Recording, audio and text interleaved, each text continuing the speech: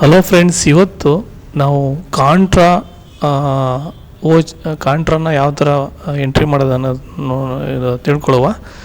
So ಇದ್ರ problem ಪ್ರಕಾರ miss Pooja started new business with 60 lakh cash deposited into Vijaya bank.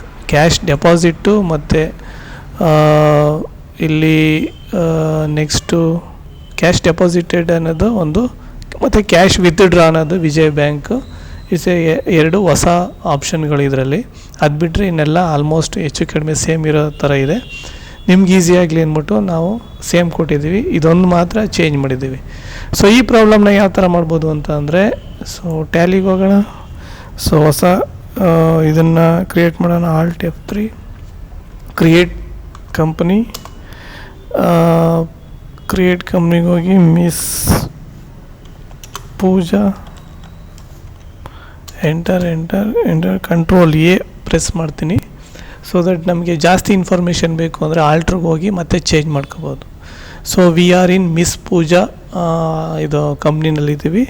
So ಎಸ್ಕೇಪ್ಗೆ ಹೋಗಿ gateway of ಟ್ಯಾಲಿಗೆ ಹೋಗ್ತೀವಿ. ಈಗ ಲೆಡ್ಜರ್ ಕ್ರಿಯೇಟ್ ಮಾಡ್ತೀವಿ. ಅಕೌಂಟ್ ಇನ್ಫೋ ಮತ್ತು ledgers.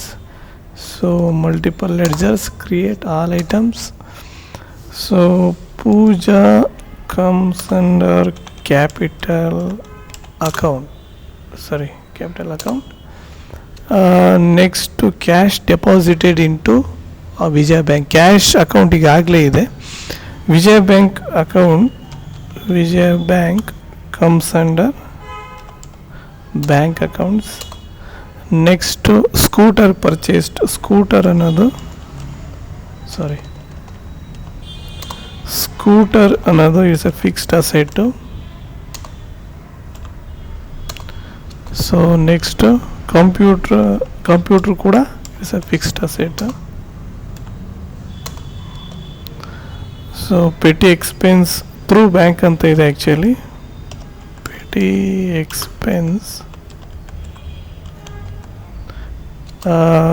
Expense is indirect expense ಆಗಿ ಹಾಕ್ತೀವಿ.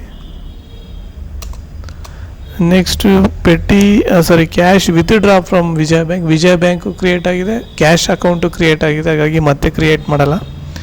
So donation received, donation comes under indirect income ಆಗಿ ಬರ್ತದೆ. So salary paid, salary indirect ಎಕ್ಸ್ಪೆನ್ಸಿಗೆ ಬರುತ್ತೆ. So next computer was sold. So computer purchase ಮಾಡಿದ್ದೀವಿ ಮತ್ತು ಅದನ್ನು ಸೇಲ್ ಮಾಡ್ತಾಯಿದ್ದೀವಿ. ಇದನ್ನು ನಾನು ಲಾಸ್ಟ್ ಕ್ಲಾಸ್ ಹೇಳ್ದಂಗೆ ಪೇಮೆಂಟು ರೆಸಿಪ್ಟಲ್ಲಿ ಕೂಡ ಹಾಕ್ಬೋದು, ಜೊತೆಗೆ ನಾವು ಪರ್ಚೇಸು ಮತ್ತು ಸೇಲ್ಸಲ್ಲೂ ಕೂಡ ಹಾಕ್ಬೋದು. ಸೊ ನಾವೇನು ಪರ್ಚೇಸು ಸೇಲ್ಸ್ ಯಾವ ಥರ ಬರುತ್ತೆ ಅಂತ ನೆಕ್ಸ್ಟ್ ಕ್ಲಾಸಲ್ಲಿ ನೋಡ್ಬೋದು. ಈಗ ಸದ್ಯಕ್ಕೆ ಪೇಮೆಂಟು ರೆಸಿಪ್ಟು ಪ್ರಕಾರನೇ ಆಗ್ಬೋದು.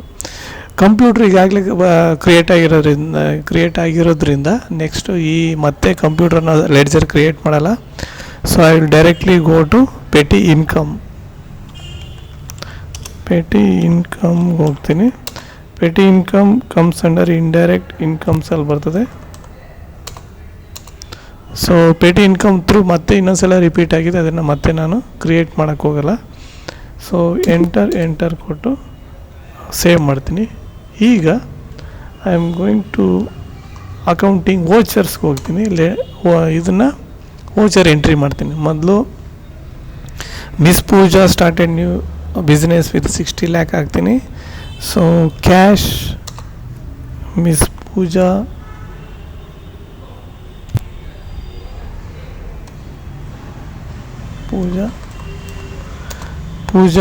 ಎಷ್ಟು 60 lakh. ಎಂಟರ್ ಕೊಟ್ಟು ಸೇವ್ ಮಾಡ್ತೀನಿ. Next cash deposited into Vijaya bank 1 lakh ಅಂತ ಇದೆ. ಸೊ ನಾವು ಕ್ಯಾಶ್ ಡೆಪಾಸಿಟ್ ಮಾಡಬೇಕು ಅಂತ ಅಂದರೆ, ಸೊ ಅಕೌಂಟ್ ವಿಜಯ ಬ್ಯಾಂಕ್ಗೆ ಇಲ್ಲಿ ಮೇಲಿರಬೇಕು, ಕೆಳಗಡೆ ಕ್ಯಾಶ್ ಹಾಕಬೇಕು. ಇದು ಕಾಂಟ್ರಾದಲ್ಲಿ ಹೋಗಬೇಕು. F4 ಪ್ರೆಸ್ ಮಾಡಿ ಕಾಂಟ್ರಾದಲ್ಲಿ ಹೋಗ್ತೀನಿ. ಮೇಲೆ ಅಕೌಂಟಲ್ಲಿ ವಿಜಯ ಬ್ಯಾಂಕ್, ಕೆಳಗಡೆ ಕ್ಯಾಶ್ ಅಂತ ಇದೆ. ಸೊ 1 ಲಕ್ಷ ನಾನು ಡೆಪಾಸಿಟ್ ಮಾಡ್ತಿದ್ದೀನಿ ಅಂತ ಇದರಿಂದ ಇದು ಮಾಡ್ಬೋದು. ಸೊ ಈಗ ನೋಡಿ, ಕರೆಂಟ್ ಬ್ಯಾಲೆನ್ಸು 60 ಲಕ್ಷ ಇದೆ, 59,000 ಆಯಿತು. 1 ಲಕ್ಷ ಇಲ್ಲಿ ವಿಜಯ ಬ್ಯಾಂಕಿಗೆ ಹೋಗ್ತು ಅನ್ನೋದು ಇದರ ಅರ್ಥ. ಸೊ ನೋಡಿ, ಡಿ ಆರ್ ಅಂದರೆ ನಮ್ಮ ಹತ್ರ ಇರೋ ವಿಜಯ ಬ್ಯಾಂಕ್ ಅಕೌಂಟು, ಇದು ಡಿ ಆರ್ ಅಂತಂದರೆ ಕ್ಯಾಶ್ ಅಕೌಂಟ್. ಸೊ ಎಂಟರ್ ಇಲ್ಲಿ ಡಿನಾಮಿನೇಷನ್ ಹಾಕೋದಿದ್ರೆ ಹಾಕ್ಬೋದು, ಇಲ್ಲಾಂದರೆ ಬಿಡ್ಬೋದು. ಎಂಟರ್. ನೆಕ್ಸ್ಟು ಸ್ಕೂಟರ್ ಪರ್ಚೇಸ್ಡ್ ಅಂತ ಇದೆ. ಸೊ ಪೇಮೆಂಟ್ಗೆ ಹೋಗುತ್ತೆ, FI. So cash, scooter purchase through cash ಅಂತ ಇದೆ. Cash scooter. ಸೊ ಎಷ್ಟು? 35,000.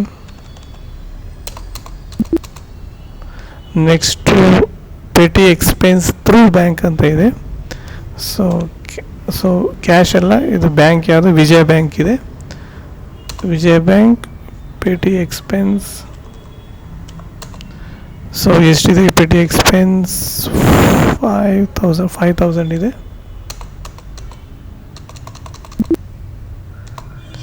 ಸೊ ಅಗೈನ್ ಪೆಟಿ ಎಕ್ಸ್ಪೆನ್ಸ್ ಆಯಿತು. Cash withdraw from Vijaya bank ಅಂತ ಇದೆ. ಸೊ ವಿಜಯ ಬ್ಯಾಂಕ್ ಕ್ಯಾಶ್ ವಿತ್ಡ್ರಾ ಅಂತಾರೆ. ಅಗೈನ್ ಕಾಂಟ್ರಾಗೆ ಹೋಗ್ತೀನಿ, F4. ಸೊ ಇಲ್ಲಿ ಮೇಲ್ಗಡೆ ಕ್ಯಾಶ್ ಬರುತ್ತೆ. ಸೊ ಇಲ್ಲಿ ವಿಜಯ ಬ್ಯಾಂಕ್ ಬರುತ್ತೆ, ರಿವರ್ಸ್ ಆಗುತ್ತೆ ಇದು. ಸೊ ನಾವು ಎಷ್ಟು ಹಾಕ್ತೀವಿ ಅಷ್ಟನ್ನು. ಸೊ ಕ್ಯಾಶ್ ವಿತ್ಡ್ರಾ ಅಂತಂದರೆ ನಮ್ಮಲ್ಲಿರೋ ವಿಜಯ ಬ್ಯಾಂಕಿಂದ ಈಗ 95,000 ಇದ್ದದ್ದು ಎಷ್ಟು ಈಗ ವಿತ್ಡ್ರಾ ಮಾಡೋದು? 40,000. 40,000 ಕಡಿಮೆ ಆಗಿ 45,000 ಸಮಥಿಂಗ್ ಏನೋ ಬರ್ಬೋದು, ನೋಡೋಣ. ಲೈಕ್ 40,000. So enter. ನೋಡಿ, 55,000 ಬಂತು. ಇಲ್ಲಿ ರಿಡ್ಯೂಸ್ ಆಯಿತು, ಇದು ಕ್ಯಾಶು ಇನ್ಕ್ರೀಸ್ ಆಯಿತು. ಎಂಟರ್ ಆಯಿತು. ಸೊ ಡೊನೇಷನ್ ರಿಸೀವ್ಡ್ ಅಂತ ಇದೆ. ಸೊ ಅಗೈನ್ ಡೊನೇಷನ್ ರಿಸೀವ್ಡ್ ರೆಸಿಪ್ಟಿಗೆ ಬರುತ್ತೆ, F6. Cash donation received through bank ಅಂತ ಇದೆ, ಸಾರಿ, ವಿಜಯ ಬ್ಯಾಂಕ್ ಅಂತ ಹಾಕಿ donation received 18,000.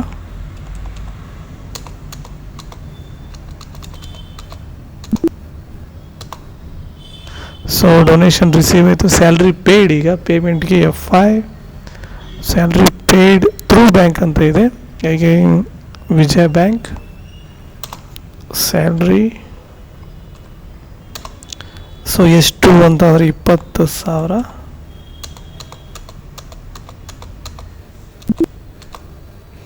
Salary paid through bank ಆಯಿತು. Computer was sold.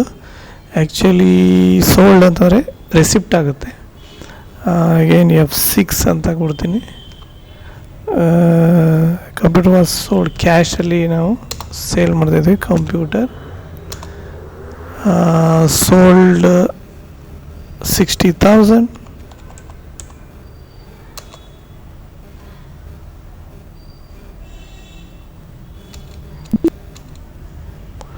So petty income ಅಂತ ಹೇಳ್ತಿದ್ವಿ, ಇದು ರೆಸಿಪ್ಟ್ಗೆ ಬರುತ್ತೆ. ಏನು ಕೊಟ್ಟಿಲ್ಲ ಅಂದರೆ cash. Cash petty income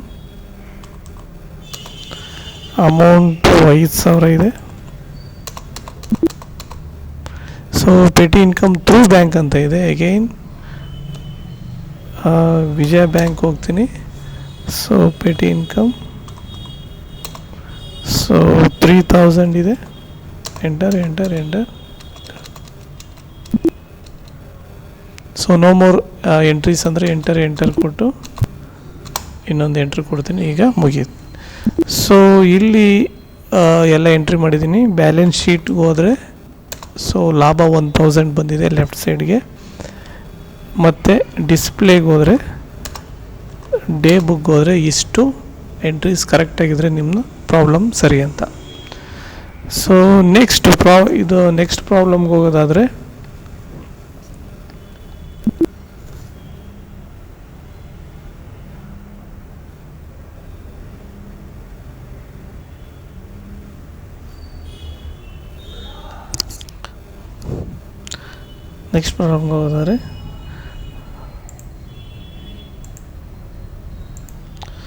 so hello friends, welcome back. ಇನ್ನೊಂದು ಸಲ ನಾವು ಬೇರೆ ಪ್ರಾಬ್ಲಮ್ಮು ಬ್ಯಾಂಕ್ ಚೆಕ್ಸ್ ಅಂತ ಇದೆ, ಅದನ್ನು ಮಾಡೋದಕ್ಕೆ ಇವತ್ತು ಟ್ರೈ ಮಾಡ್ತೀವಿ.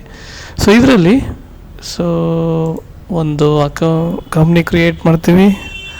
Alt F3, ಅದರಲ್ಲಿ ಕ್ರಿಯೇಟ್ ಕಂಪ್ನಿ. ಸೊ ರಾಕೇಶ್ ಅಂತ ಒಂದು ಕ್ರಿಯೇಟ್ ಮಾಡ್ತೀವಿ. So enter control A. So Rakesh ಅನ್ನೋ ಕಂಪ್ನಿ ಕ್ರಿಯೇಟ್ ಆಗಿದೆ. ಎಸ್ಕೇಪ್ಗೆ ಹೋಗಿ ಇನ್ವೆಂಟ್ರಿ ಇನ್ಫೋಗೆ ಹೋಗಿ ಅಕೌಂಟ್ ಇನ್ಫೋಗೆ ಹೋಗಿ ಲೆಡ್ಜರ್ಸ್ಗೆ ಹೋಗ್ತೀನಿ. ಇಲ್ಲಿ ಮಲ್ಟಿಪಲ್ ಲೆಡ್ಜರ್ಸ್ಗೆ ಹೋಗಿ ಸೊ ಎಷ್ಟು all items under all items Rakesh comes under capital account. So cash deposited into SBI bank, SBI comes under bank accounts. So next, cash deposited into Andhra bank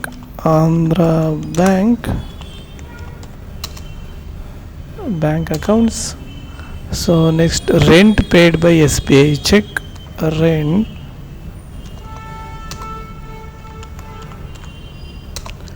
rent is indirect expense. Okay, rent paid, salary paid, so it's indirect expense.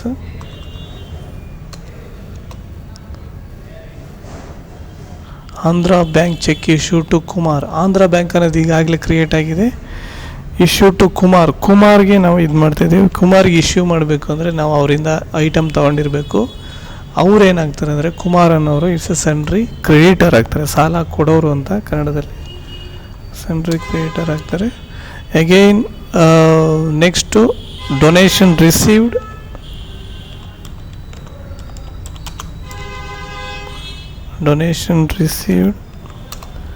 So indirect income ಆಗುತ್ತೆ.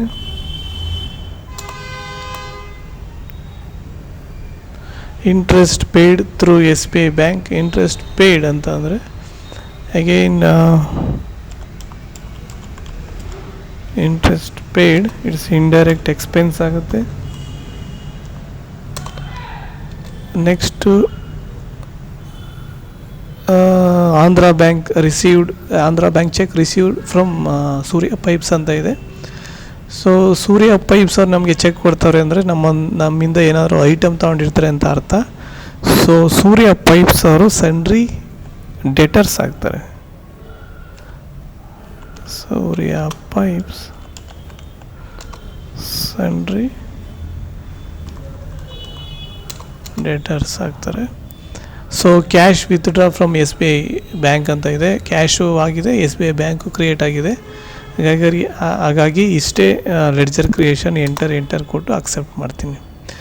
ನಾನು again accounting ವೋಚರ್ಸ್ಗೆ ಬಂದರೆ, so first Rakesh started new business with 4 lakh ಅನ್ನೋದು capital account ಇದೆ. Receipt cash Rakesh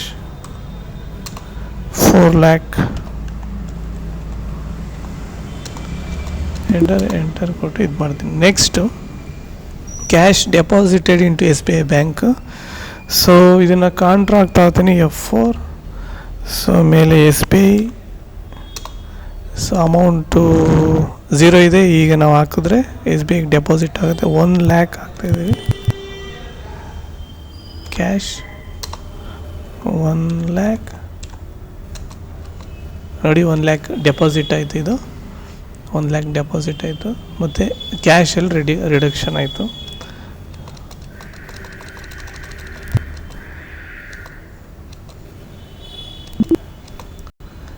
next contra ಆಯಿತು. Next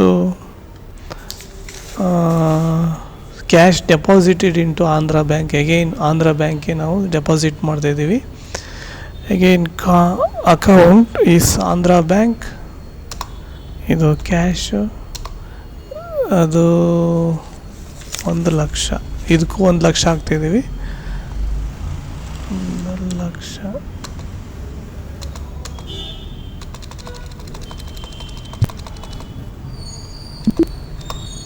1,00,000 ಆಯಿತು. Next rent paid by S B I cheque ಅಂತ ಇದೆ. Rent paid ಪೇಮೆಂಟಿಗೆ ಬರುತ್ತೆ FI by S B I cheque ಅಂತ ಇದೆ. S B I rent pay by 15,000 ಇದೆ.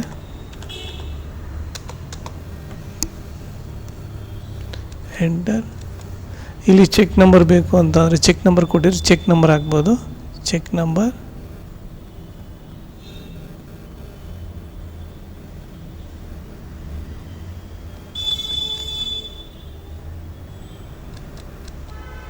ಇಲ್ಲಿ CH ನಂಬರ್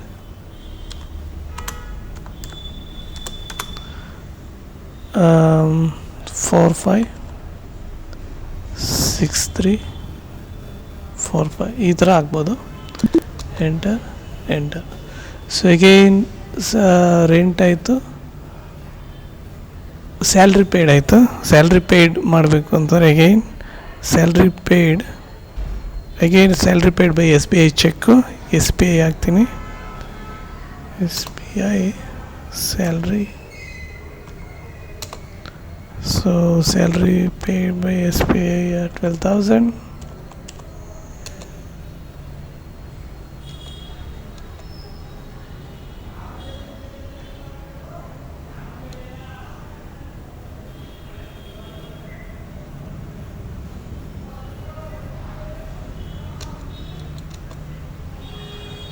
ಇಲ್ಲಿ ಚೆಕ್ ನಂಬರ್ ಬೇಕಾದ್ರೆ ನೀವು ಕೊಟ್ಕೊಳ್ಳಿ. So enter. ಇದಾಗುತ್ತೆ. ಸ್ಯಾಲ್ರಿ ಪೇಯ್ಡ್ ಆಯಿತು. ಈಗ Andhra bank cheque issue to Kumar ಅಂತ ಇದೆ. ಸೊ ಚೆಕ್ ಇಶ್ಯೂ ಮಾಡಬೇಕಾದ್ರೆ ಇಟ್ಸ್ ಎ ಪೇಮೆಂಟ್ ಆಗುತ್ತೆ. Again account is Andhra bank. Cheque issue to Kumar ಅಂತ ಆಗ್ತಾರೆ ಇಲ್ಲಿ. So amount 45,000. Enter. So on account, on reference, against reference, advance ಈ ಥರ ಇದೆ. ಜನರಲಾಗಿ ಇದ್ರ ಡಿಫ್ರೆನ್ಸ್ನ ನಾನು ನೆಕ್ಸ್ಟ್ ಕ್ಲಾಸಸ್ಸಲ್ಲಿ ಹೇಳ್ತೀನಿ. ಈಗ ಆನ್ ಅಕೌಂಟ್ ಕೊಡಿ ಅಂದರೆ ಆನ್ ಅಕೌಂಟು ಇಮಿಡಿಯೇಟಾಗಿ account like cash account, bank account ಈ ಥರ ಅದು ಆನ್ ಅಕೌಂಟ್ ಹಾಕಿ DR ಕೊಡಿ. ಸೊ ಈಗೇನಾಯಿತು, ಆನ್ ಅಕೌಂಟ್ ಕುಮಾರ್ಗೆ 45,000 ಇದಾಯಿತು.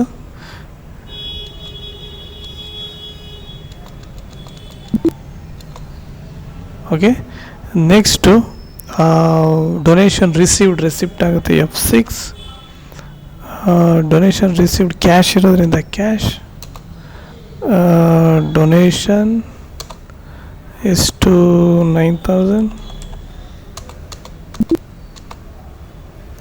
Donation. Interest paid through SBI bank ಅಂತ ಇದೆ. ಇಂಟ್ರೆಸ್ಟ್ ಪೇಯ್ಡ್ ಇಸ್ ಅ ಪೇಮೆಂಟಿಗೆ ಬರುತ್ತೆ. F5 interest SBI interest paid 2,500.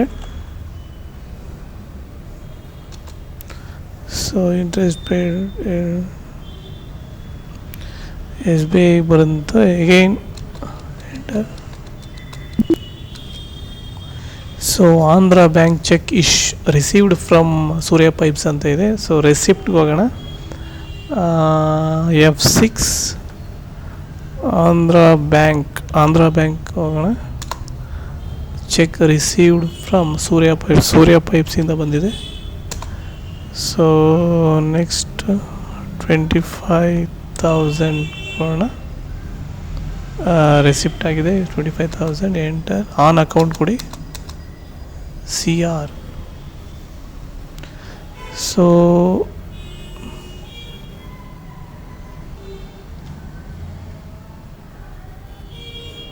ಸೂರ್ಯ ಪೈಪ್ಸಿಂದ ನಾವು ಈಸ್ಕೊಂಡ್ರೆ CR ಆಗುತ್ತೆ, ಅಲ್ಲಿಂದ ತಗೊಂಡ್ರೆ.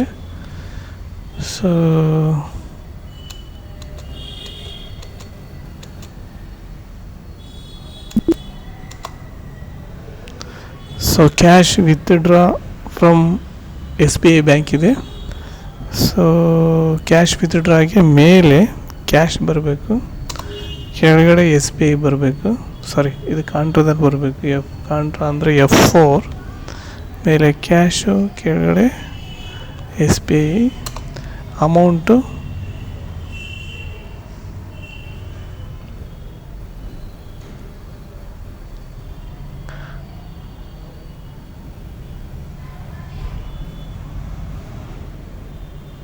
ಅಮೌಂಟ್ 6,000. ಎಂಟರ್.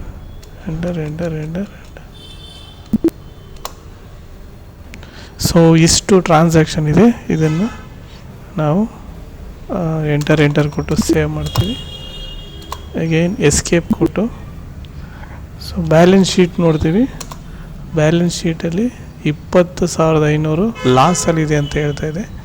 ಸೊ ಯಾತಕ್ಕೆ ಲಾಸ್ ಇದೆ ಅಂತ ನೋಡೋಣ, ಚೆಕ್ ಮಾಡೋಣ.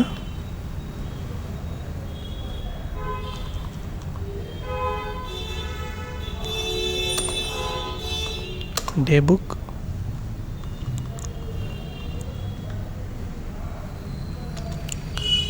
ಸೊ ರಾಕೇಶ್, ಸಾರಿ ಇದು ನೋಡಿ, ಸನ್ರಿ ಕುಮಾರ್ಗೆ ಪೇಮೆಂಟ್ ಆಗಿದೆ. So DR current balance Kumar is 45,000 ನಾವು ಕೊಟ್ಟಿದ್ದೀವಿ ಅವ್ರಿಗೆ. Okay, good, ಕರೆಕ್ಟಾಗಿದೆ.